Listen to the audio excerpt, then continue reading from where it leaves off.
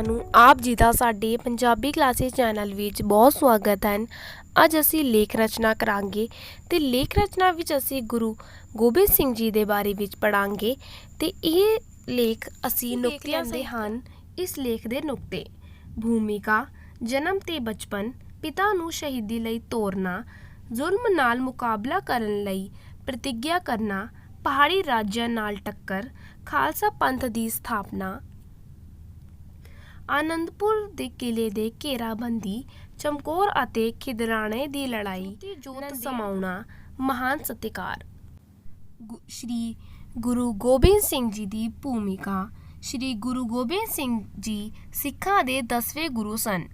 ਆਪ ਨੂੰ ਕਈ ਨਾਵਾਂ ਜਿਵੇਂ ਸੰਤ ਸਿਪਾਹੀ, ਦਸਮ ਪਿਤਾ, ਦਸ਼ਮੇਸ਼ ਪਿਤਾ, ਬਾਜਾਂ ਵਾਲਾ, ਕਲਗੀਆਂ ਵਾਲਾ, ਝੋਜੀ ਪਾਤਸ਼ਾਹ ਆਦਿ ਨਾਲ ਵੀ ਯਾਦ ਕੀਤਾ ਜਾਂਦਾ ਹੈ। ਆਪ ਨੇ ਭਾਰਤ ਦੀ ਸੁੱਤੀ ਕੌਮ ਨੂੰ ਜਗਾਇਆ ਤੇ ਉਹਨਾਂ ਦੇ ਅੰਦਰ ਇੱਕ ਨਵੀਂ ਰੂਹ ਪੈਦਾ ਕੀਤੀ। ਇਸ ਕਰਕੇ ਆਪ ਇੱਕ ਮਹਾਨ ਕਵੀ, ਸੁਰਵੀਰ, ਬਹਾਦਰ ਜਰਨੈਲ ਕਹਾਏ। ਜਨਮ ਤੇ ਬਚਪਨ। ਆਪ ਦਾ ਜਨਮ 26 ਦਸੰਬਰ 1666 ਈਸਵੀ ਨੂੰ ਬਿਹਾਰ ਦੀ ਰਾਜਧਾਨੀ ਪਟਨਾ ਵਿਖੇ ਮਾਤਾ ਗੁਜਰੀ ਦੀ ਕੁੱਖੋਂ ਹੋਇਆ। ਆਪ ਦੇ ਜਨਮ ਸਮੇਂ ਆਪ ਦੇ ਪਿਤਾ ਗੁਰੂ ਤੇਗ ਬਹਾਦਰ ਜੀ ਧਰਮ ਦੇ ਪ੍ਰਚਾਰ ਹਿੱਤ ਅਸਾਮ ਵੱਲ ਗਏ ਹੋਏ ਸਨ। ਆਪ ਦਾ ਬਚਪਨ ਦਾ ਨਾਂ ਗੋਬਿੰਦ ਰਾਏ ਸੀ।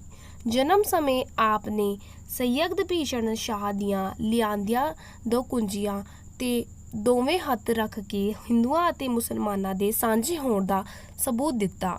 ਆਪ ਦੇ ਅਵਤਾਰ ਤਾਰਨੇ ਤੇ ਕਿਹਾ ਜਾਂਦਾ ਹੈ: ਤਈ ਪ੍ਰਕਾਸ਼ ਹਮਾਰਾ ਭਈਓ, ਪਟਨੇ ਸ਼ਹਿਰ ਵਿਖੇ ਪਏ ਲਈਓ।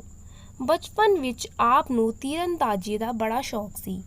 ਆਪ ਆਪਣੇ ਹਾਣੀ ਬੱਚਿਆਂ ਨਾਲ ਰਲ ਕੇ 2 ਧੜੀਆਂ ਵਿੱਚ ਵੰਡ ਕੇ ਨਕਲੀਆਂ ਲੜਾਈਆਂ ਲੜਦੇ ਸਨ। ਪਿਤਾ ਨੂੰ ਸ਼ਹੀਦੀ ਲਈ ਤੋਰਨਾ। ਉਸ ਸਮੇਂ ਔਰੰਗਜ਼ੇਬ ਨੂੰ ਹਿੰਦੂ ਧਰਮ ਨੂੰ ਖਤਮ ਕਰਨ ਲਈ ਅੱਤ ਚੁੱਕੀ ਹੋਈ ਸੀ। ਭਾਰਤ ਦੀ ਹਿੰਦੂ ਜਨਤਾ ਉਸਦੇ ਜ਼ੁਲਮਾਂ ਤੋਂ ਤੰਗ ਆ ਚੁੱਕੀ ਸੀ। ਇਸ ਦਿਨ ਕੁਝ ਕਸ਼ਮੀਰੀ ਪੰਡਤ ਆਪ ਦੇ ਪਿਤਾ ਦੇ ਕੋਲ ਆਏ ਤੇ ਔਰੰਗਜ਼ੇਬ ਦੇ ਜ਼ੁਲਮਾਂ ਅਤੇ ਅਤਿਆਚਾਰਾਂ ਬਾਰੇ ਬਿਆਨ ਕੀਤਾ। ਤਦ ਆਪ ਦੇ ਪਿਤਾ ਨੇ ਕਿਹਾ, ਔਰੰਗਜ਼ੇਬ ਦੇ ਜ਼ੁਲਮਾਂ ਨੂੰ ਰੋਕਣ ਲਈ ਕਿਸੇ ਮਹਾਂਪੁਰਖ ਦੀ ਬਲੀਦਾਨ ਦੀ ਲੋੜ ਹੈ। ਆਪ ਨੇ ਉਸ ਸਮੇਂ ਕਿਹਾ ਕਿ ਪਿਤਾ ਜੀ, ਇਸ ਸਮੇਂ ਆਪ ਤੋਂ ਵੱਡਾ ਮਹਾਂਪੁਰਖ ਹੋਰ ਕੌਣ ਹੋ ਸਕਦਾ ਹੈ। ਉਸ ਸਮੇਂ ਆਪ ਦੀ ਉਮਰ 9 ਸਾਲ ਦੀ ਸੀ।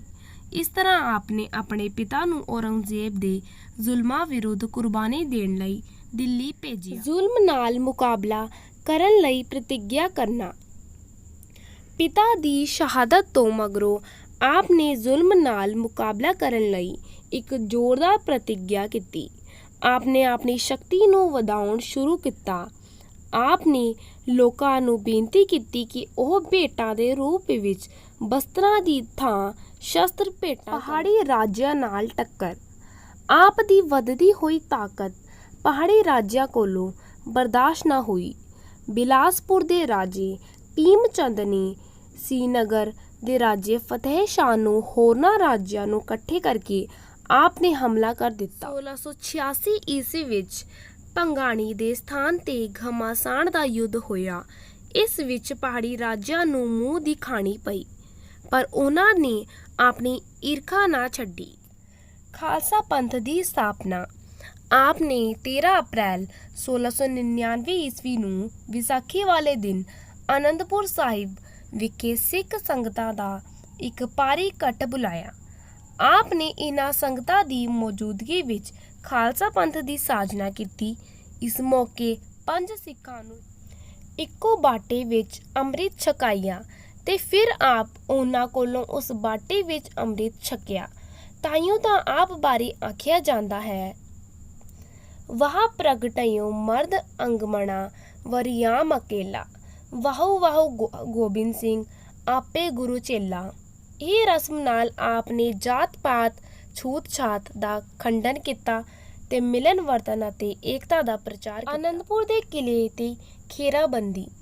1704 ਈਸਵੀ ਵਿੱਚ ਪਹਾੜੀ ਰਾਜਿਆਂ ਅਤੇ ਮੁਗਲ ਸੈਨਾ ਨੇ ਰਲ ਕੇ ਆਨੰਦਪੁਰ ਸਾਹਿਬ ਦੇ ਕਿਲੇ ਨੂੰ ਘੇਰਾ ਪਾ ਲਿਆ।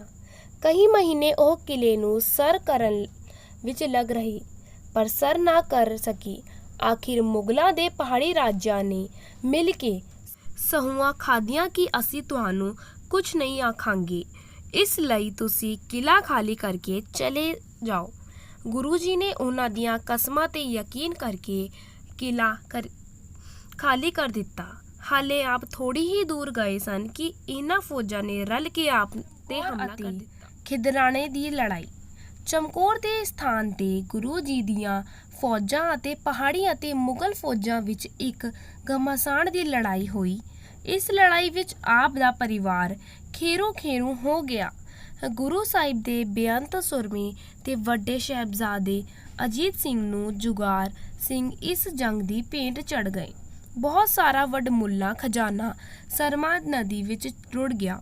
ਮਾਤਾ ਗੁਜਰੀ ਅਤੇ ਦੋ ਛੋਟੇ ਸਾਹਿਬਜ਼ਾਦੇ ਆਪ ਦੇ ਵਿਸ਼ਵਾਸਘਾਤੀ ਨੌਕਰ ਗੰਗੂ ਦੀ ਬੇਵਫਾਈ ਦਾ ਸ਼ਿਕਾਰ ਹੋਏ।